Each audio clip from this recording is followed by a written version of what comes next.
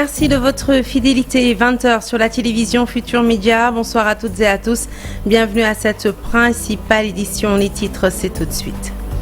Modernisation de l'état civil au Sénégal, 20 millions d'actes numérisés depuis le début du processus. Prochaine étape, la mise en place de plateformes pour permettre aux usagers de se procurer leurs actes de naissance.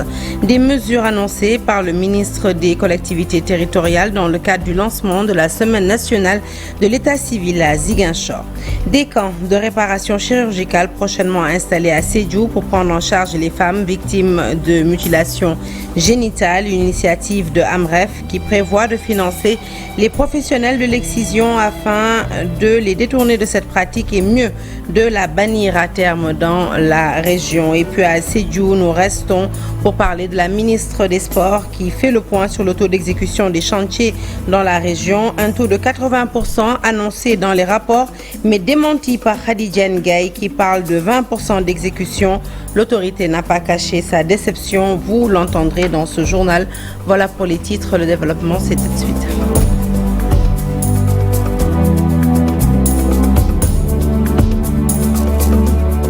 Bonsoir à toutes et à tous. Je vous l'annonce donc tout de suite en titre. Lancement ce samedi de la Semaine nationale de l'état civil et c'est Ziguinchor qui a été choisi pour abriter la cérémonie en présence du ministre des collectivités territoriales, Bala Moussa Fofana. Occasion pour nous de faire le point sur la modernisation de l'état civil au Sénégal. Et selon l'agence dédiée à cette œuvre, ce sont 20 millions d'actes d'état civil qui ont été numérisés depuis le début du processus et 240 centres interconnectés au réseau intranet gouvernemental répartis dans les 14 régions du Sénégal. Prochain chantier de l'agenda national de l'état civil, c'est la mise en place de plateformes d'usagers pour permettre à chaque Sénégalais d'avoir son acte sans se déplacer tout juste à partir de son téléphone. Le point, c'est avec Lamine Ba et Lamine Mandjo. La transition vers le numérique de l'enregistrement à l'état civil s'effectue en douce mais avec de grands progrès. À ce stade du processus de glissement, ce sont 20 millions d'actes d'état civil qui ont été numérisés et des infrastructures d'interconnexion érigées dans tout le pays. À partir de la cartographie réalisée, nous avons envoyé des équipes dans tout le pays. Aujourd'hui, nous avons numérisé 20 millions d'actes d'état civil des Sénégalais, y compris aussi les actes d'état civil des Sénégalais de l'extérieur. Et nous avons interconnecté plus de 300 centres. Et pour l'application de gestion, nous avons déployé dans 240 centres au Sénégal, dans les 14 régions. Aujourd'hui, si vous allez dans ces centres-là, ils ont des ordinateurs de dernière génération interconnectés à l'intranet gouvernemental qui permettent d'échanger aujourd'hui un officier pour intéresser un acte qui date des années passées, pour avoir, à partir de l'indexation, l'acte d'état civil et élaborer l'acte et délivrer l'acte dans toute sécurité. Dans le grand chantier de l'enregistrement universel à l'état civil, le prochain défi est de faire en sorte que chaque Sénégalais puisse disposer de sa pièce d'état civil à partir de son téléphone sans se déplacer. La mise en service prochaine de la plateforme des usagers s'inscrit dans cette vision, explique le directeur général de l'Agence nationale de l'état civil. Qui va permettre à chaque Sénégalais d'avoir son acte sans se déplacer, même à partir de son téléphone. Donc c'est par phase.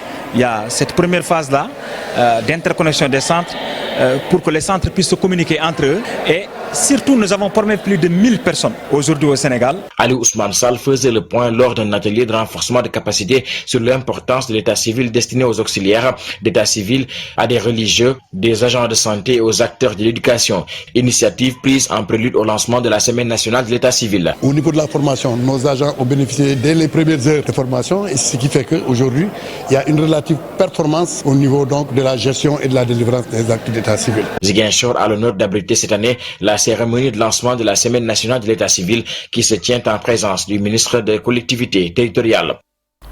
Et merci Lamine Ba. Nous restons avec vous et la ville de Ziguinchor pour parler du faible niveau d'exécution du programme de développement économique de la Casamance. Le ministre de l'Urbanisme et des collectivités territoriales indexe l'absence dans les collectivités territoriales justement d'un personnel habilité en conduite de projet, en ingénierie urbaine ou encore en développement rural. Bala Moussa Fofana, qui rencontrait les élus de la Casamance bénéficiaires de ce programme, a donné des orientations pour opérer, dit-il, des ajustements dans le dessein d'accélérer le suivi et la gestion du PDEC. Je vous propose de l'écouter toujours au micro de nos reporters Lamine Ba et Lamine Mandjan. Au niveau de nos municipalités, nous avons un enjeu en termes de suivi. Et ce terme de suivi ne remet en rien la détermination du maire à voir le projet se réaliser à temps. Mais souvent, on a besoin dans nos municipalités d'un personnel habilité en conduite de projet, en ingénierie urbaine et en développement rural qui ont cette capacité à pouvoir suivre les points particuliers dans la mise en œuvre des projets et pouvoir tout de suite alerter quand on voit des enjeux, des retards et des défis.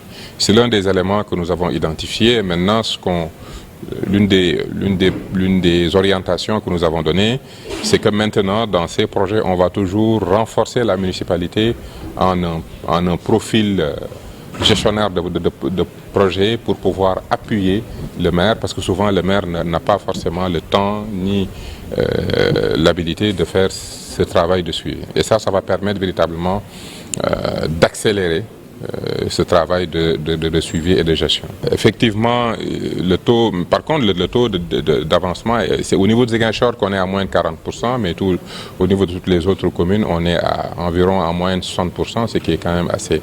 Il y a aussi un point que je voulais soulever, c'est qu'au-delà du déficit que la Casamance a eu à constaté pendant toutes ces années et qui fait que ce programme PEDEC est un programme particulièrement pertinent, il y a aussi le retour des populations que nous constatons de plus en plus. Et le président de la République a d'ailleurs donné des orientations claires parce que ce retour des populations témoigne véritablement d'une sortie de crise et d'un retour à la paix, ce que nous saluons et que nous encourageons.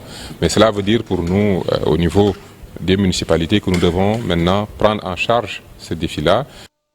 Allez, parlons d'Ngaye Mékhé à présent, une commune menacée de désertification.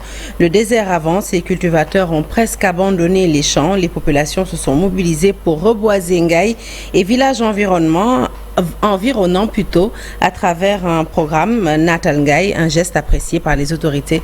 Le reportage est signé Charanta Diop et c'est la tire. Ngaye Mékhé, ville verte, les associations, les jeunes, des ingénieurs agronomes, des agents des eaux et forêts se sont fortement mobilisés pour matérialiser ce programme. Natal Ngaye, c'est reverdissement de Ngaye. Parce que le constat que nous avons fait, ici comme ailleurs, c'est que le changement climatique est à nos portes. Il est là. Les signes sont là. Le désert est là. Il n'y a plus d'arbres. Les arbres fruitiers qu'on connaissait, les arbres tropicaux, les arbres forestiers. Aujourd'hui, il y a un écosystème qui est complètement déréglé. Et pour la survie, je pense que c'est le monde entier qui est en train de lutter. Mais c'est les actions de rebasement qui vont démarrer, aussi bien à Ngaye qu'autour de Ngaye, les villages de l'environnement de Mékhé. Les enjeux sont énormes. Les populations de Mékhé ont misé sur l'agroforesterie pour redonner vie à la commune. L'enjeu aujourd'hui, c'est en réalité de ramener l'arbre dans le cœur de l'environnement.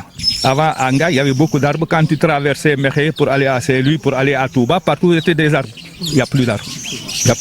Au niveau des champs et des forêts avoisinantes, il y avait beaucoup d'arbres. Il y avait des champs, partout il y avait des champs. Aujourd'hui, les champs, on les compte par 1, 2, 3, 4. Parce que les gens ne cultivent plus, il n'y a plus d'arbres. Parce que l'arbre est extrêmement important. Les jeunes de Ngaye Mékhé ont sillonné tous les quartiers pour distribuer des plants fruitiers et arbres forestiers. Le mouvement And Defar les intérêts de Keur Massar plaide l'aménagement d'infrastructures, notamment des hôpitaux, des stades, des routes. Un mouvement lancé par les jeunes et divers acteurs de développement du département. Les initiateurs souhaitent également l'augmentation du budget du conseil départemental et l'érection de Keur Massar en ville. Aminata Ba, Ousmane Baldé. Ce mouvement créé par les jeunes du département de Keur Massar dénonce le manque criant d'infrastructures dans la localité. Il n'y a aucune infrastructure à Keur Massar. Nous faisons face à plusieurs difficultés dans le département, notamment les inondations, le manque d'équipement dans les structures sanitaires, l'absence de stade qui répond aux normes. Et les gens se plaignent tous les jours. Le manque de ressources financières est une des principales causes de l'absence d'investissement dans le département. Le président du conseil départemental de Keur Massar déplore son faible budget. Même si on maintient le conseil départemental, qu'on nous permette d'avoir un budget qui peut soutenir les difficultés de notre département. Voilà. Mais un budget de 360 millions pour un département aussi grand, aussi stratégique, aussi important que Keur Massar, je pense que les autorités devraient revoir cela. Les femmes élues du département se sont elles aussi engagées dans le combat. Elles demandent l'élection de Keur Massar en ville. Le seul département, ici en zone urbaine, qui ne dispose pas de ville. Cela est un handicap pour nous autres élus de Keur Massar. C'est pourquoi nous portons toujours ce plaidoyer à avoir véritablement une ville avec tous les avantages que cela comporte, notre fiscalité et nos propres ressources pour s'autodévelopper. Cela est un impératif. Tous les acteurs des 6 communes du département se sont mobilisés autour du mouvement en de défendre les intérêts de Keur Massar pour le développement de la localité. Le problème foncier concernant les 11 850 hectares que la municipalité de Bala aurait cédé à un privé selon les populations continue de secouer la commune de Bala. Elles ont fait face à la presse et populations pour dénoncer le mutisme des autorités après plusieurs démarches effectuées. Elles demandent aux autorités compétentes de les édifier par rapport à ce projet qu'elles qualifient de scandale. Nous écoutons tout de suite Samba Sissé, leur porte-parole. Il s'exprime au micro de Mamadou Diouf. Nous tenons ce point de presse pour parler à nouveau du problème foncier qui secoue notre commune depuis des mois maintenant. En effet, la municipalité voulait octroyer 11 850 hectares de terre à un privé. Mais nous, population de Bala et environ, ne sommes pas d'accord avec cette affectation, que nous considérons de scandale. Nous avons rencontré le préfet, mais il nous a fait savoir qu'il n'a reçu aucun document concernant ces 11 850 hectares. Nous sommes plongés dans une incertitude totale, car à ce jour, nous n'avons plus d'informations concernant ce projet. Ce que nous demandons, c'est d'être rassurés par rapport à l'arrêt de ce processus d'octroiement de ces terres. Nous voulons vraiment être notifiés de l'annulation de ce projet. Ou bien nous envoyer un document pour c'est arrêté. Parlons éducation à présent avec le mouvement des arabisants qui déplore le silence des différents régimes face à la problématique des diplômés en langue arabe. En conclave à Rufisque, ils demandent la création d'une université arabo-islamique au Sénégal, l'ouverture d'un concours islamique au Sénégal et la formation professionnelle aux arabisants. Nous écoutons tout de suite le docteur Mohamed Mbacké Diouf, coordonnateur adjoint du mouvement. Ils nous ont dit plus au micro d'Abdou Diouf Diagne et d'Ahmadou Bamba Samb. Ces doléances qu'on avait adressées à ce nouveau gouvernement, la création d'une université arabo-islamique, qui est une vieille doléance. Donc on renouvelle cette demande sociale à son Excellence M. Diomaye Faye, le président de la République et son gouvernement. Donc la nécessité d'ouvrir une université publique arabo-islamique. En attendant d'avoir cette université arabo-islamique, la création des départements d'arabe dans les universités publiques donc, est une solution. On demande également l'ouverture du concours professionnel pour l'ENA. Parce que jusqu'à aujourd'hui, les arabophones qui sont fonctionnaires ne peuvent pas participer au concours de l'ENA. Alors, le côté français, donc, il y a la possibilité pour avoir équité et équilibre donc, du traitement entre les citoyens du Sénégal. Les arabophones demandent l'ouverture du concours professionnel pour l'ENA. On demande également la création d'un département d'arabe dans l'université virtuelle du Sénégal. À Sédhiou, les mutilations génitales féminines gagnent du terrain. Le taux de prévalence est de 70%. Ambref, avec l'appui de l'Agence française de développement, met en œuvre le projet Devenir 2 pour éliminer cette pratique néfaste de la région. Des camps de réparation chirurgicale sont organisés pour la prise en charge des femmes et pour justement pousser les professionnels du métier à mener d'autres activités génératrices de revenus. Bakary Conté et Khali Diamé, reportage. de prévalence des mutilations génitales féminines reste toujours très élevé dans la région de Sédhiou. Il est de 70%. Le projet Devenir 2 de AMREF s'engage à éradiquer le mal. Comme vous le savez, les mutilations génitales féminines ont des conséquences fâcheuses pour les femmes et d'habitude, elles n'ont pas la chance d'avoir des opportunités de se faire traiter ou bien de subir des opérations par rapport à ces conséquences-là. Et donc le projet Devenir, à travers l'accompagnement de la direction régionale de la santé et de la direction régionale de l'action sociale, met en place un outil qui permet d'orienter les femmes, d'identifier ces femmes-là et à terme, nous pourrons organiser plutôt des camps de réparation. Jeunes, exigeuses et organisations de la société civile ont été formés. Nous avons comme ambition d'avoir au moins dans la région de Sédhiou au moins 150 jeunes qui seront des relais, qui seront accompagnés en termes de leadership et qui seront, disons, des vecteurs de changement. Au-delà de ça, nous avons identifié 50 exciseuses dans la région que nous accompagnons sur les questions qui sont liées à la connaissance des normes juridiques pour leur faire savoir qu'il y a des lois qui interdisent cette pratique-là, mais aussi les accompagner par rapport à des alternatives en termes d'opportunités de travail en quelque sorte. Les collectivités territoriales s'engagent dans la sensibilisation. Nous pouvons dire que les réalités socio-culturelles renforcent davantage cette pratique d'excision. Donc nous, aujourd'hui, cet atelier quand même nous a permis de bien cibler quand même ces zones qui continuent, qui perdurent à le faire. Et nous sommes en train d'échanger sur des plans d'orientation, de référencement pour pouvoir vraiment éradiquer ce fléau qui continue d'engrainer nos communautés. Des séries d'activités sont prévues dans la région afin de réduire cette prévalence chez les jeunes filles âgées de 0 à 14 ans. Fenêtre sur l'Afrique, l'actualité nous mène au Niger, en Gambie, au Rwanda et en Ouganda où l'affaissement d'une décharge qui s'étend sur un site de 14 hectares a fait une dizaine de morts, un millier de déplacés. Le récit est signé Daniel Diouf. En Ouganda, l'effondrement d'une décharge survenue samedi à Kampala, la capitale, a fait 18 morts, selon la police. Un bilan provisoire puisque les recherches se poursuivent. Les faits se sont déroulés après de fortes pluies enregistrées ces derniers jours dans la capitale. La décharge située au nord de Kampala a cédé sur des habitations construites en contrebas de l'impressionnante montagne d'ordures. 18 corps sans vie retrouvés, 14 autres personnes ont pu être sauvées. La catastrophe s'est produite sur un site de 14 hectares. Selon les médias locaux, 1000 personnes ont été déplacées en urgence après l'incident. Au Niger, ce sont également de fortes précipitations enregistrées dans le pays depuis plusieurs semaines qui ont fait de nombreuses victimes. Au moins 94 personnes mortes à la suite des inondations selon des chiffres du gouvernement publiés jeudi. Les dégâts matériels sont tout aussi conséquents sur l'ensemble du pays. Le nombre de sinistrés comptabilisés à la suite de ces inondations et communiqué par le gouvernement est d'un peu plus de 135 000 personnes, soit l'équivalent de 17 162 ménages, 14 045 maisons effondrées. Les régions les plus touchées sont celles de Maradi, Zender et Difa, où les précipitations ont aussi été la cause de plusieurs effondrements de maisons et de destruction de près de 3 000 hectares de terre.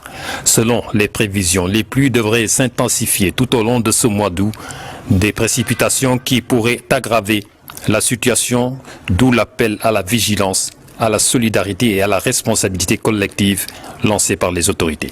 Et puis cette arrestation d'un ancien général, membre présumé d'un escadron de la mort sous Yaya Jammeh, annonce faite samedi par l'armée gambienne. Bora Koli, ex-général de brigade, est soupçonné d'avoir appartenu à une unité paramilitaire surnommée Jungler. Il avait pris la fuite après la chute de Yaya Jammeh en 2017. Les Junglers étaient chargés d'exécuter des ordres d'assassinat illégaux afin d'intimider la population gambienne et de réprimer l'opposition, encore créée au début des années 2000 par le pouvoir gambien. Et puis ces images qui nous arrivent de Kigali, la capitale du Rwanda. Il s'agit de la prestation de serment du président Paul Kagame ce dimanche. Il rempile pour un nouveau mandat de 5 ans, son 5e après sa victoire à l'élection présidentielle du mois de juillet dernier, dont ses principaux opposants avaient été écartés. La prestation de serment a eu lieu au stade national Amahoro de Kigali, en présence de milliers de personnes, dont beaucoup portaient des t-shirts aux couleurs du drapeau national. 22 chefs d'État africains ont pris part à cette cérémonie. À 66 ans, Paul Kagame avait remporté le scrutin du mois de juillet avec 99,18% des voix, selon les résultats officiels. Pour rappel, la constitution du Rwanda a été modifiée en 2015 pour permettre à Paul Kagame de se maintenir au pouvoir. Sport à présent avec la Coupe du Sénégal de basketball remportée par l'AS Douane, vainqueur de Guédiawaye Basket Academy sur un score de 76 à 54, un trophée qui sauve la saison des Gabelous, auteur d'un plan de jeu réussi selon leur entraîneur Mamadou Gueye, alors que son homologue Massaya Nying de Guédiawaye Basket Academy regrette la sélection de tir de ses protégés. Nous les écoutons au micro de Cher Salibou Diarra. Ça a été très clair dès le début, il va falloir défendre très bien sur le porteur de la balle, défendre sur les écrans, assurer la rotation défensive, prendre soin de la balle aussi, faire beaucoup de boxage pour aller en transition offensive le plus rapidement possible, ce que nous avons fait de la plus belle des manières. Maintenant, offensivement, nous avons été vraiment patients en se partageant la balle, en faisant beaucoup de backdoor qui nous a permis de mettre 4 voire 6 points. C'est une équipe très très jeune, vous savez. Donc cette manque d'expérience qu'il y a parmi ces jeunes peut définir le déroulement de ce match. Mais je pense que ils continuent à apprendre, ils viennent juste de monter en première division, c'est pas évident. Bon, alors que pendant ce temps, toutes les équipes qui se sont bonifiées. Aujourd'hui, jouer la Coupe du Sénégal, mais avoir une révélation dans ton équipe, je dis, il n'y a pas une équipe au Sénégal dans l'histoire du basket qui a une fois fait ce parcours que ces jeux ont fait. Donc on ne peut que être satisfait parce que l'objectif, c'était pas de venir gagner des trophées, c'était de monter en première division, apprendre, mais stabiliser l'équipe pour ne pas retourner en D2. Et je pense qu'ils ont bien rempli leur contrat. Allez, on termine le sport avec la ministre des Sports qui a fait le point sur le taux d'exécution des chantiers dans la région de Sédhiou, Khadijane Gueye. Un taux plutôt de 81% annoncé dans les rapports, démenti par Khadijane Gueye qui parle de 20% d'exécution. L'autorité n'a pas caché sa déception. Je vous propose de l'écouter au micro de Bakary Konté. Les objectifs, c'était d'abord de venir voir parmi les dossiers que nous avons hérités au niveau de notre département et qui concernent plusieurs chantiers entamés depuis belle lurette, depuis 2016 pour les uns, depuis 2017 et 2018, voir déjà l'État faire la situation parce que jusque-là, on ne se basait que sur des rapports. Et les visites effectuées au niveau de ces lieux, si je démarre par le secteur sport, révèlent une situation très grave. Une situation très grave en ce sens qu'il y a eu des budgets qui ont été alloués.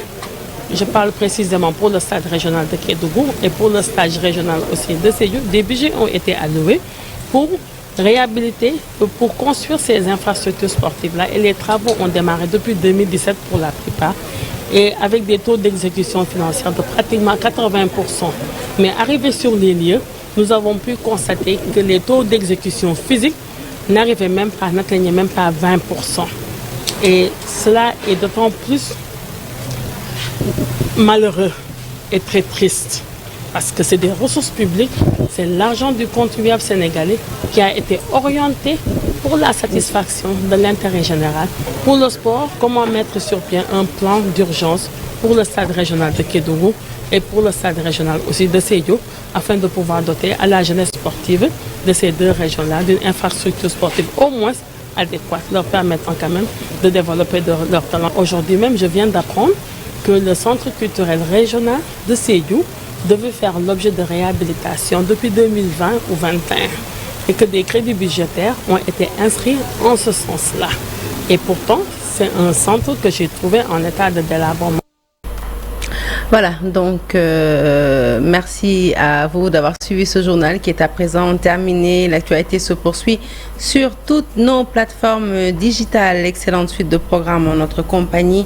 Bon début de semaine à toutes et à tous. Merci.